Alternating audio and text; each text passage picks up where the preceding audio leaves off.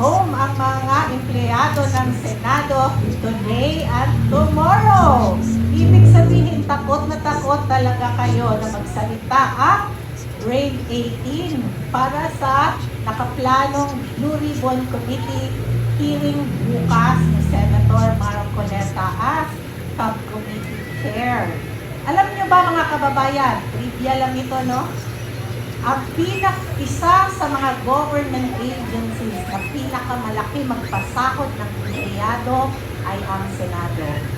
I was there as part of the Senate almost 17 years. No?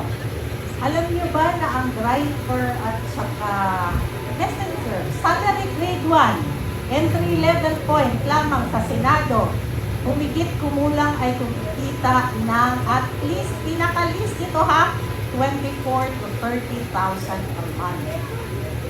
Entry level lang yan ha, salary grade 1, tanungin nyo sila. The longer you stay in the Senate, the higher are your benefits, the higher your position, the higher are your benefits.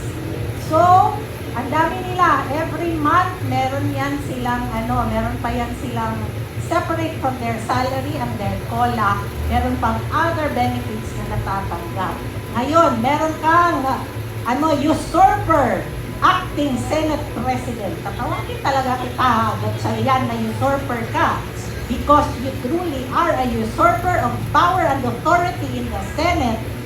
Pinapag-holiday mo yung mga empleyado, ang mamahal ng mga sahod. Mahiya ka naman! O, di ba? Nagagalit talaga ako kasi BBM, ikaw na yan?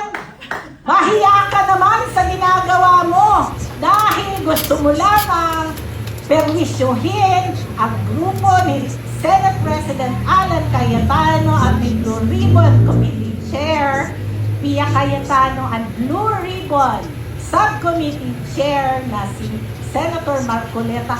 Gusto mo lang mamerwisyo at dinadamay mo yung mga empleyado na wala namang kasalanang ginawa. Gusto mong sumunod sa utos mong pulpol.